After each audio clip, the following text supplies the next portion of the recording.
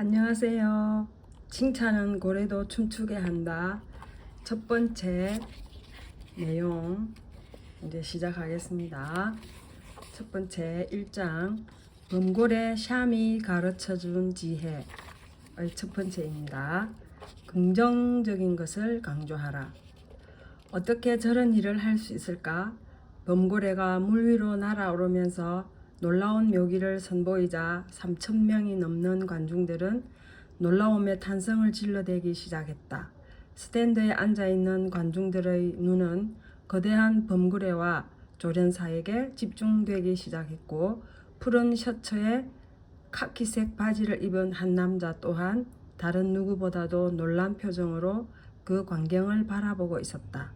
범고래들의 놀라운 묘기에 관중들이 갈채를 보낼 때마다 그 남자의 눈은 놀라움과 즐거움으로 반짝였다. 그러나 함성이 잦아들고 주위가 조용해지자 그의 안색은 흐려지고 시선은 멍하니 먼 곳을 향했다. 웨스 킹슬리는 회의에 참석하기 위해서 이곳 올란도에 왔다. 지금은 회의 참석자들이 휴식을 취하면서 골프를 치거나 이 지역의 명소를 방문할 수 있도록 일정이 비어있는 시간이었다. 그래서 잠시나마 세계에서 가장 유명한 해상동물원을 방문해 자신의 문제를 잊어보려고 했다. 그는 이곳에 오기를 잘했다는 느낌이 들었다. 거대한 스타디움에 관중들이 들어차기 전에 그는 푸른 물이 넘실거리는 풀장의 위쪽에 자리를 잡았다. 조련사들이 관중들에게 인사를 하고 안전수칙을 말해준 후 얼마 지나지 않아 신비스러운 안개가 수면 위를 덮기 시작했다. 관중석의 뒤편과 위편에서 물수리의 울음소리가 들려왔다. 물수리들은 갑자기 관중석의 위쪽에서 날아와 찰랑이는 물을 향해 다이빙을 하더니 안개 낀 물속에서 미끼를 낚아챘다. 새들이 날아가자 검은색의 큼직한 등 지느러미가 물살을 갈랐고 관중들은 물속 깊은 곳에서 원을 그리고 있는 검은색의 거대한 형상을 숨을 죽이고 바라보았다. 잠수복을 입은 조련사가 안개 속에서 카약을 타고 나타나자 거대한 범고래의 지느러미가 그를 둘러쌌다. 이 극적인 개막에 이어 관중들은 세 마리의 범고래들이 계속해서 펼치는 놀라운 고개 점프와 다이빙을 구경했다. 무게가 5,000파운드가 넘고 바다에서 가장 무서운 포식자로 알려진 고래들이 관중들에게 가슴 지느러미를 흔들면서 조련사를 배에 태워 헤엄치고 관중석 앞쪽에 앉아있는 사람들에게 꼬리로 물세례를 하는 장면은 실로 장관이었다. 관중들은 웃음과 탄성, 그리고 놀라운 표정과 우레와 같은 박수로 자신들의 즐거움을 표현했다. 웨스 킹슬리도 자신의 앞에서 펼쳐지는 쇼에 매료되었다. 마지막으로 범고래 세 마리가 반짝이는 등지느러미를 세우고 흰 배를 풀장의 무대에 올려놓은 상태로 정중히 인사를 하자 웨스는 자신의 작은 노트에 무언가를 급히 적어내려갔다. 스타디움을 빠져나가는 인파 속에는 스플래시 존이라 불리는 앞줄에 앉아있다가 물장구 세례를 받은 사람들도 있었는데 그들은 물세례로 옷이 흠뻑 젖었다는 사실은 아랑곳하지 않는 듯 몸에서 물을 뚝뚝 떨어뜨리면서도 즐거워했다. 웨스 킹슬리는 텅 비어있는 스탠드 위쪽에 앉아 풀장을 내려다보고 있었다. 조금 전까지 거대한 물살을 일으키던 깊고 푸른 물결이 서서히 잠잠해지자 그의 기분 또한 잦아드는 것 같았다. 관중들이 모두 나가고 스타디움이 조용해지자 물속에 있는 문이 열리고 거대한 검은 물체가 풀장 안으로 미끄러져 들어왔다.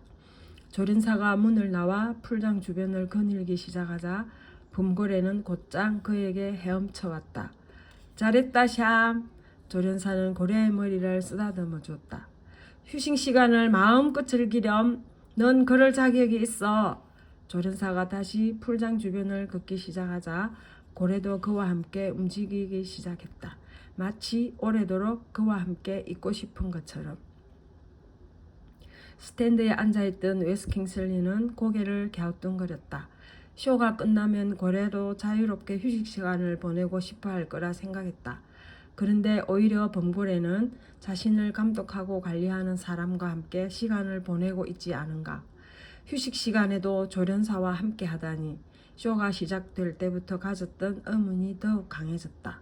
조련사에게 가서 질문을 던지고 싶은 충동이 일었지만 창핀을 당할까봐 망설였다. 얼마 후 그는 갑자기 벤치에서 일어나 재빨리 계단을 내려갔다. 그리고 풀장 가장자리로 다가가 조련사에게 인사를 건넸다. 실례합니다. 조련사가 놀란 듯 쳐다보더니 입구를 가리키며 말했다. 출구는 저쪽인데요. 그게 아니라 뭘 좀 여쭤보고 싶습니다. 이렇게 말을 하며 다가가는 웨스는 조련사의 거절을 받아들이지 않을 기세였다. 그러시죠. 기세에 놀란 조련사가 대답했다. 뭘 알고 싶으신가요? 웨스는 지갑에서 100달러 지폐를 꺼냈다. 대답을 해주시면 그만한 대가를 지불하겠습니다. 제가 알고 싶은 것은 아마도 이 쇼를 본 모든 사람이 궁금해하는 것이라고 생각합니다. 비결이 무엇일까라는 것이죠. 이 고래들이 당신을 위해 쇼를 하도록 어떤 술책을 씁니까? 굶기는 건가요? 잠수복 차림의 조련사는 방문객의 무례한 행동을 제지하고 싶은 충동을 억누르고 참을 수 있게 조용히 대답했다. 술책 따위는 없습니다. 굶기지도 않죠. 그리고 돈은 받지 않겠습니다. 아, 좋아요. 그럼 어떻게 하는 겁니까? 웨스가 물었다. 하지만 조련사가 굳은 표정으로 오랫동안 대답하지 않자 그제서야 분위기를 파악한 웨스는 행동이 조심스러워졌다. 그는 자신의 행동이 상대방을 불쾌하게 만든 것을 깨닫고 돈을 다시 지갑에 집어넣었다. 죄송합니다. 그는 악수를 청하며 사과했다. 저는 웨스 킹슬리라고 합니다. 기분 상하셨다면 사과드립니다. 정말로 이 동물들이 어떻게 이런 대단한 공연을 할 수 있는지 알고 싶은 마음이 너무 강해서 그랬습니다. 데이브 야들리입니다. 조련사가 악수를 하면서 말했다. 이곳에서 동물들의 훈련을 책임지고 있습니다. 그런 질문이라면 제대로 찾아오신 것 같군요. 궁금하신 점에 대한 답을 드리지요. 그건 바로 우리에게 선생님이 있기 때문입니다. 한번 만나보시겠습니까? 웨스는 주변에 다른 사람이 있나 하고 둘러봤다. 하지만 아무도 없었다. 그가 다시 뒤를 돌아봤을 때 데이브는 범고래를 가리키고 있었다. 이 녀석이 바로 우리의 선생님입니다. 데이브가 웃으면서 계속 말을 이었다. 이름은 샴입니다. 이 녀석과 여기 시월드에 있는 다른 범고래들이 우리를 가르치고 있습니다. 저희는 이 멋진 동물들과 함께 일하고 있을 따름이죠. 웨스는 조심스럽게 곁눈질을 했다. 지금 이 동물이 당신을 훈련시켰다는 말입니까? 제 생각에는 그 반대일 것 같은데요. 데이브는 고개를 저었다. 샴은 전 세계의 모든 동물원에 있는 범고래 가운데 가장 큰 범고래입니다. 누가 누구를 훈련시키느냐와 관련해서는 이렇게 말하는 게 낫겠군요. 무게가 수천 파운드나 나가는 말 못하는 동물을 다룰 때는 많은 것을 배워야 한다고요. 웨스는 샴의 거대한 입 사이에 있는 날카로운 이빨을 쳐다봤다. 제 생각에는 샴이 가르쳐줄 수 있는 건 단지 그의 기분을 항상 좋게 유지시켜야 한다는 것뿐인 듯한데요. 보통 그렇게 생각합니다. 그런 생각을 뒷받침하는 자료가 많이 있으니까요. 데이브가 미소 지으며 말했다. 범고래는 바다에서 가장 무시무시한 육식동물입니다. 눈에 보이는 거 뭐든지 먹어치우죠. 말씀대로라면 범고래가 가르쳐주는 것을 제대로 배우지 않았다면 위험해서 이렇게 함께 있을 수조차 없었겠군요. 웨스가 놀라워하며 말했다. 바로 맞추셨습니다. 데이브가 빙그레 웃으며 맞장구 쳤다. 저희가 제일 처음 배운 것이 그것입니다. 범고래에게 벌을 주고 나서 조련사에게 범고래와 함께 물속으로 들어가라고 하는 것은 앞뒤가 맞지 않는다는 것이죠. 죽고 싶지 않다면 그렇게 해서는 안 되겠죠. 웨스는 자신의 추측이 맞아떨어지자 소리 높여 말했다. 그리고 잠시 후 샴이 쇼에서 보여줬던 그 놀라운 점프가 생각나서 다시 물었다. 이렇게 거대한 동물이 혼자 물 표면에서 3m나 점프를 한다는 사실이 놀라울 뿐입니다. 어떻게 그런 멋진 쇼를 할 수 있게 만드는 겁니까? 하룻밤 사이에 이루어진 일은 아닙니다. 데이브가 말했다. 샴은 우리에게 인내심을 가르쳐줬습니다. 어떻게요? 웨스가 놀라워하며 물었다. 샴은 저든 다른 조련사이든 그 어떤 사람이라도 신뢰할 수 있기 전에는 절대로 말을 듣지 않습니다. 샴과 함께 일하면서 저는 저희 의도를 샴이 완전히 납득하기 전에는 어떤 훈련도 시킬 수 없다는 사실을 알았죠. 그래서 새로운 고래를 받아들일 때마다 일정 기간 동안은 아무런 훈련도 시키지 않았습니다. 신뢰가 생길 때까지 저희가 하는 일이란 그저 배가 고프지 않게 해주고 물속에 들어가 같이 노는 것뿐입니다.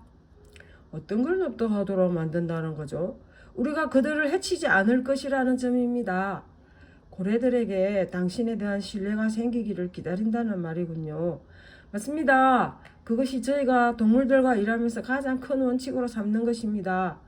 웨스는 노트와 펜을 꺼내 받아적기 시작했다. 기사를 쓰시는 건가요?